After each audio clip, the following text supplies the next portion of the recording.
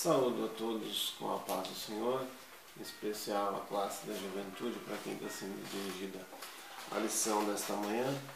Também nessa oportunidade saúdo a nossa igreja, nosso pastor-presidente, pastor Emilton Vasconcelos Bittencourt, e na pessoa dele toda a diretoria da igreja, o corpo de obreiros, e também a nossa superintendente, a irmã Giovana Simões. Essa manhã nós estamos aqui com o objetivo de estudar a lição da Escola Bíblica da classe juvenis. E vamos estudar a lição de número 2, que nos fala sobre o tema Conhecendo Jesus de Nazaré. Nós iniciamos nesse trimestre o estudo da revista Jesus e o Reino de Deus. Na lição anterior, seria para nós estudarmos a respeito da localidade onde nasceu Jesus de Nazaré. E hoje nós vamos estudar a respeito da pessoa de Jesus. E o nosso objetivo é que você possa compreender um pouco mais da palavra do Senhor, se aprofundar nesse conhecimento maravilhoso. E o título da nossa lição é Conhecendo Jesus de Nazaré. E o nosso texto bíblico ele está em João, no capítulo 20 e 31, que nos diz: Esses, porém, foram escritos para que creiais que Jesus é o Cristo, o Filho de Deus, e para que, crendo, tenhais a vida em seu nome. Então, vamos abordar esse assunto maravilhoso nesta manhã, a respeito do conhecimento da pessoa do nosso Salvador, que é muito oportuno nesse dia em que nós estamos comemorando a Páscoa, o dia em que Jesus ressuscitou dentre os mortos, garantindo e trazendo com ele a nossa salvação, nós meditarmos a respeito da sua pessoa. E a nossa introdução, e eu gostaria de refletir com aqueles que estão ouvindo nessa manhã, a respeito dessa questão de conhecer Jesus. Quem foi Jesus de Nazaré? Normalmente nós temos esse conhecimento por meio de outras pessoas. A própria Bíblia Sagrada nos traz a revelação de Jesus através dos evangelhos. Nós temos os evangelhos sinóticos, Mateus, Marcos, Lucas e João, que foram escritores que se ocuparam de trazer algo a respeito da vida de Jesus, de narrar a sua trajetória aqui nessa terra. E também temos o evangelho de João, que nos fala a respeito da sua pessoa. Mas o conhecimento de Jesus, apesar de ser muito importante e a maior fonte de conhecimento que nós temos ser os evangelhos, eu gostaria de deixar uma reflexão ao nós introduzirmos a nossa lição, que nós precisamos ter a nossa própria experiência em conhecer Jesus. Os evangelistas, eles trouxeram a sua visão, escreveram para as pessoas da sua época com certo objetivo, e cada um deles trata de um determinado aspecto da vida de Jesus.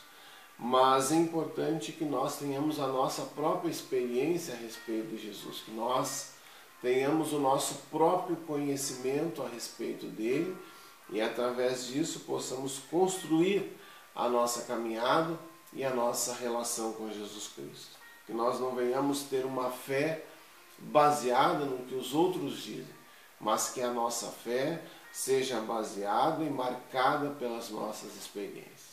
É evidente que toda doutrina, que toda fonte de ensinamento a respeito da pessoa de Jesus sempre foi e sempre será as Sagradas Escrituras. A nossa experiência não constrói fundamentos ou doutrina da Palavra de Deus, mas serve para o nosso enriquecimento, para o aprofundamento e para que a nossa fé seja acrescentada a cada dia. Por isso, eu deixo o meu estímulo para que cada um dos jovens que nos escutam nessa manhã possam ter a oportunidade e buscar de conhecer Jesus cada dia das suas vidas. Eu sempre digo e comparo a nossa fé às nossas relações que nós temos no dia a dia. Assim como dentro de um relacionamento, quer seja de matrimônio, de amizade, de qualquer relação que nós temos, ela se constrói pela nossa experiência diária, pelo aquilo que nós conhecemos, da pessoa que nós convivemos, da maneira como nós nos comportamos em relação a esse conhecimento, e a isso se agrega a nossa experiência do dia a dia, seja com a nossa família, com os nossos amigos, com as pessoas que estão à nossa volta. Mas precisamos nos dedicar a esse conhecimento, e na nossa relação com Cristo não é diferente. Precisamos também buscar conhecer cada dia mais a Cristo, e com isso estaremos desfrutando também das suas bênçãos. O primeiro ponto da nossa lição nos fala sobre "e o Verbo se fez carne". A nós que estamos acostumados ao estudo das Escrituras, que lemos a Palavra de Deus, esse texto não é tão incomum para nós, mas talvez para alguém que não está acostumado a ler a Bíblia Sagrada, ou até mesmo não tenha buscado um conhecimento mais profundo, pode soar um pouco diferente essa expressão trazida por João no seu Evangelho, dizendo que no princípio era o Verbo, e o Verbo estava com Deus, e o Verbo era Deus. Agora, nós vemos que o Verbo se fez carne e habitou entre nós. Então nós precisamos entender o que quer dizer essa expressão "o Verbo se fez carne". Todos nós sabemos que Jesus Cristo, desde o início das Escrituras, ele estava com Deus, e como diz o apóstolo João aqui, ele era Deus. Mas para nos salvar, Deus precisava vir a este mundo, e ele fez isso na pessoa de Cristo.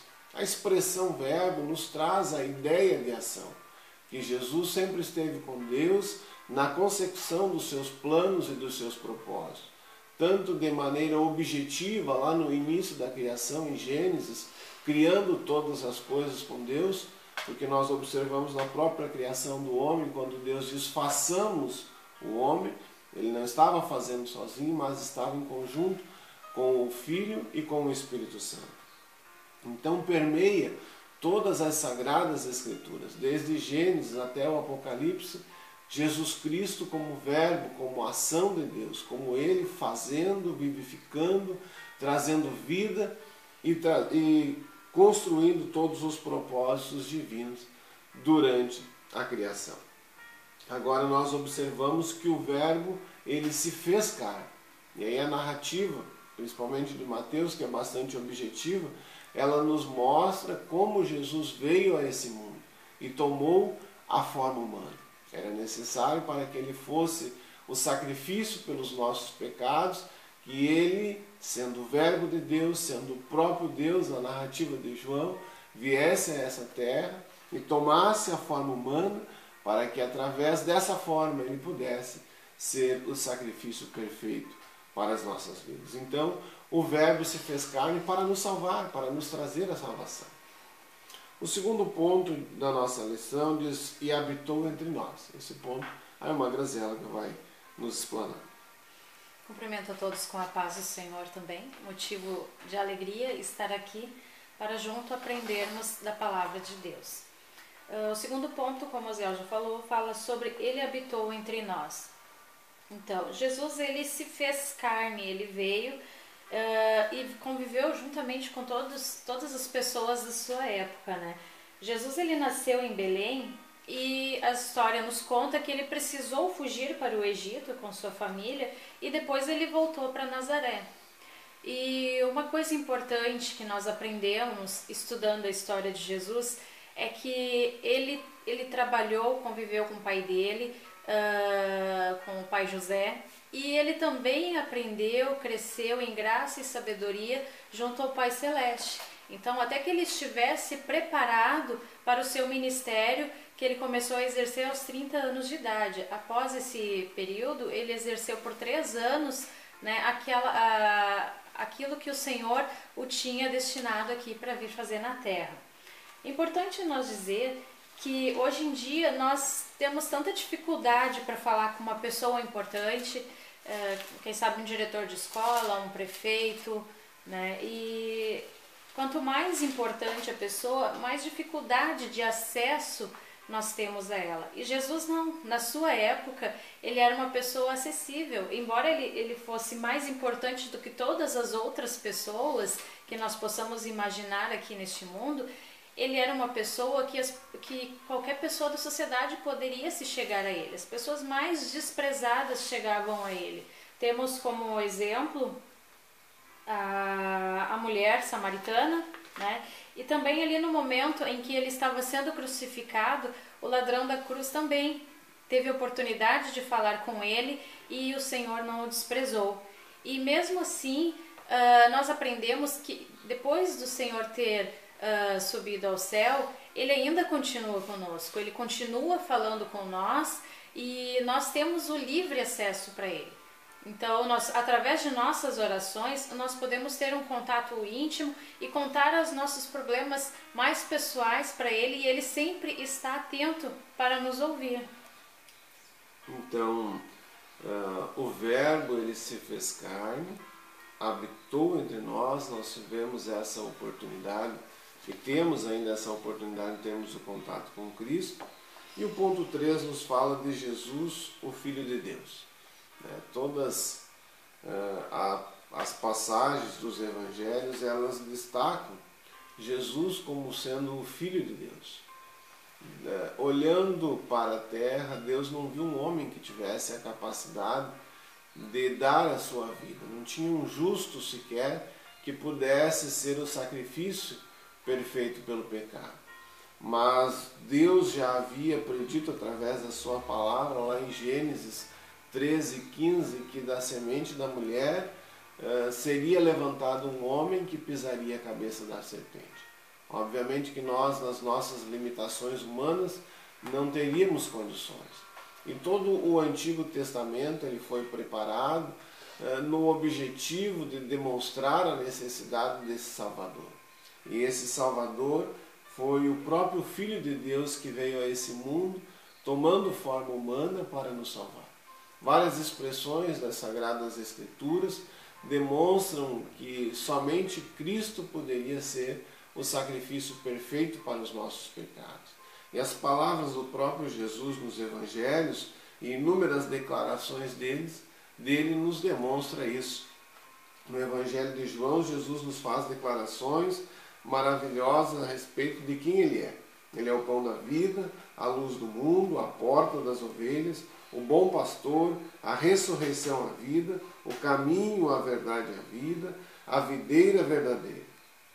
E João, mais especificamente, ele apresenta Jesus como Filho de Deus. Aliás, no seu primeiro capítulo, ele diz que o Verbo estava com Deus e o Verbo era Deus. Ou seja, Jesus que veio a esse mundo, ele era o próprio Deus, né? Uma das pessoas da Trindade que tomou a forma humana e se limitou, né, a essa terra, a forma de todos os homens, para que pudesse ser o sacrifício perfeito pelos nossos pecados.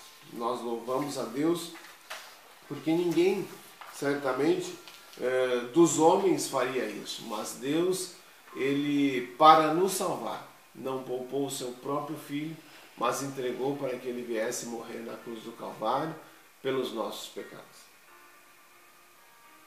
Ponto 4. O nosso ponto 4 fala sobre, faz uma pergunta, né? Se você é filho de Deus. Então eu te pergunto neste momento, você é filho de Deus? De repente você me pergunta, mas o que é ser filho de Deus? É claro que eu sou filho de Deus. E nós vimos que o ser filho é uma questão de intimidade com o Pai. Nós temos intimidade com o nosso Pai.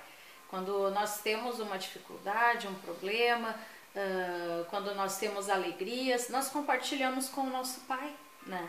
E as pessoas, às vezes, ela tem o Deus como Pai, mas um Pai tão distante, não tem essa intimidade com o Senhor. E ser filho de Deus é muito mais do que simplesmente ele ser Pai, né? Nós temos que aceitar o Filho dele que ele enviou para morrer por todos nós na cruz. Nós nos aproximamos do nosso Pai através de Jesus Cristo. Então nós devemos crer, mas não é simplesmente crer que Jesus é o Filho de Deus e que ele veio e que ele morreu por todos nós. Nós temos que ter uma vida que anda junto com Jesus. Nossa forma de vida ela vai acabar sendo diferente. Nós não temos mais os mesmos pensamentos, nós temos uma vida de oração e nós acabamos nos tornando parecido com filhos de Deus. Então muitas coisas da velha natureza, coisas que não agradam ao nosso Pai, acabam não fazendo parte mais da nossa vida. Então o Senhor ele acaba trabalhando e o caráter de Cristo acaba fazendo parte de nossas vidas. Então as pessoas notam que nós somos diferentes, que nós temos algo diferente para oferecer. A forma que nós falamos com as pessoas, o amor de Jesus que nós expressamos, a compaixão que nós expressamos com o próximo, tudo isso são coisas que refletem o caráter de Cristo em nossas vidas, né? Então, por isso que eu digo, não é simplesmente crer, acreditar, eu acredito que Jesus, mas é uma coisa mais profunda do que isso, né? E outro detalhe importante é que nós não devemos ter esse contato, essa intimidade, essa busca com Jesus apenas nos nossos momentos de necessidade. E isso foi um erro muito recorrente com o povo de Israel. Enquanto eles estavam em bonança, estavam bem, eles se esqueciam de Jesus, né, de Deus. Então eles estavam se afastando cada vez mais. Então vinham as dificuldades e aí eles se aproximavam novamente de Deus. E não é isso que nós devemos aplicar em nossas vidas hoje. Nós devemos ter uma vida contínua com Jesus Cristo. E independente do nosso momento de dificuldade, momento de alegria, nós temos que sempre estar andando com o Senhor. De acordo com João 1:12, podemos tirar desse texto que crer é um ato continuado, onde vivemos uma dedicação amorosa e abnegada que continuamente nos aproxima do nosso Salvador. Então, que não seja essa aproximação somente nos momentos em que nós precisamos, mas que nós possamos ter Ele como nosso Salvador, como o Senhor de nossas vidas e que continuamente nós possamos andar juntamente com Ele. Que privilégio maravilhoso é nós podermos dizer que somos filhos de Deus, né? Nós, como filhos de Deus, temos muitos privilégios que as pessoas que não são, não têm. É algo que nos traz uma confiança extraordinária, quando nós sabemos que Deus cuida de nós, né? Qual é o pai que não cuida dos seus filhos? A própria Bíblia diz que qual é o filho que pedindo pão ao seu pai, ele vai lhe dar uma serpente, né? Quanto mais Deus nos concederá, diz o texto bíblico, o seu Espírito. Então, é maravilhoso quando nós sabemos que Deus é o nosso Pai e vivemos a nossa vida nessa certeza, que nós temos essa fé maravilhosa de que Deus cuida de nós. E foi esse o objetivo do Verbo vir a esse mundo. Foi trazer a salvação para as nossas vidas, foi nos reconciliar com Deus. E não somente isso, não romper aquela barreira que existia entre nós e Deus pelo pecado, mas o propósito foi maior ainda, conforme disse a irmã Graziela, de nos fazer por meio da adoção, que é um dos aspectos da salvação, fazer-nos filhos de Deus. Não há algo mais maravilhoso do que nós sermos filhos daquele que criou todas as coisas, daquele que pode todas as coisas, que tem todo o poder nas suas mãos. Nada pode nos abalar, nada pode tirar a nossa paz, nada pode tirar o nosso sossego. Muitos dos nossos irmãos, no início da fé cristã, perderam a sua própria vida, mas ali à beira da morte, muitas vezes cantavam um hino de louvor a Deus, porque tinham certeza que mesmo enfrentando a morte, estavam sob os cuidados do Pai. Muitas vezes nós passamos por lutas, por dificuldades, por problemas, mas isso não nos abala, porque nós sabemos que o nosso Pai está no controle de todas as coisas. Há poucos dias, não lembro se foi compartilhado num dos nossos cultos, ou se ouvi numa mensagem no Face, de uma criança que estava dentro de um avião sozinha. E o avião passava por muitas turbulências e todos os passageiros estavam preocupados, mas viam a tranquilidade daquela criança. E depois que tudo passou, alguém lhe questionou se não estava com medo, se não estava apavorado, e ela disse que não, porque o seu pai era o piloto do avião. Que Deus nos ajude, que nós possamos, em todas as dificuldades, em todos os momentos da nossa vida, conhecer a Cristo, conhecer o nosso Deus, de forma que nós tenhamos a confiança que, independente das circunstâncias que nós passamos nesse mundo, nós sabemos que o Senhor está no controle de tudo, que nada foge às suas mãos. Mas para isso nós precisamos primeiro conhecer a Cristo, aceitar Ele como Salvador, permitir que Ele, através do seu Espírito, venha produzir a obra da regeneração, ou seja, um novo nascimento em nós, e venhamos viver uma nova vida, uma vida de conhecimento de Jesus Cristo, e permitir que esse conhecimento influencie as nossas vidas a cada dia, de maneira que ao nosso levantar, nos nossos afazeres, nas nossas lides, no nosso lar, aonde nós estivermos, as nossas atitudes, as nossas experiências, elas sejam influenciadas por Jesus Cristo.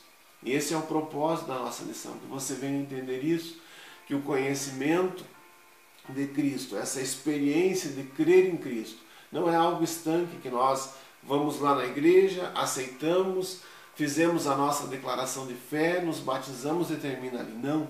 Esse conhecimento é uma experiência diária, que se renova a cada dia, que se modifica a cada dia, que se manifesta a cada dia de acordo com as circunstâncias que nós vivemos. E o dinamismo da vida cristã, o que torna diferente, o que torna a nossa vida cristã não monótona, mas uma vida de uma experiência contínua, é essa de que cada dia que nós conhecemos mais a Cristo, mais nós o amamos e mais sentimos também o seu amor pelas nossas vidas. Eu quero convidar você para orar neste momento, para nós agradecer a Deus nesse dia em que nós celebramos a Páscoa, a ressurreição de Cristo, que Ele morreu, mas ressuscitou para nos salvar, para nos libertar do peso do pecado, da culpa que havia sobre nós e para que houvesse paz no nosso coração. Nós queremos adorar a Deus por Ele ter enviado o seu Filho a esse mundo, por Ele ter se feito carne e sofrido a experiência, levado sobre os seus próprios ombros o peso dos nossos pecados. Vamos orar então.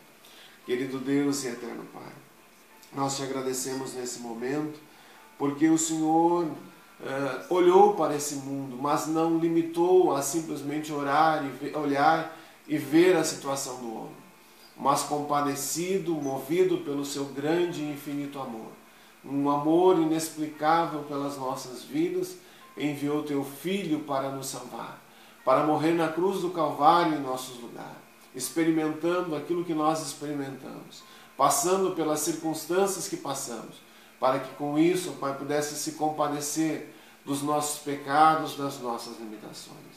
Pai, te agradecemos nessa manhã, em que comemoramos o dia em que teu Filho ressuscitou na cruz do Calvário, que Ele possa estar vivo nos nossos corações, que possamos aprofundar essa experiência cada dia da nossa vida, e possamos, através dele, ó Pai, desfrutar do teu amor. Sentirmos, Senhor, parte da família do Senhor. Sentir os teus cuidados, a tua proteção e a tua bênção, Pai. É o que nós te pedimos, em nome de Jesus. Amém. Gostaria de estar cantando um louvor juntamente com vocês neste momento. Que vocês meditem na letra, daquilo que o Senhor tem a trazer para nós. Que esse dia possa ser especial, como ele merece.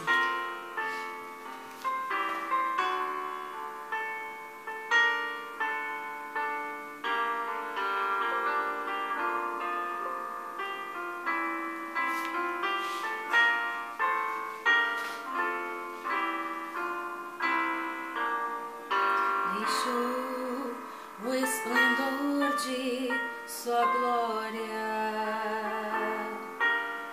sabendo o destino aqui, estava só e ferido.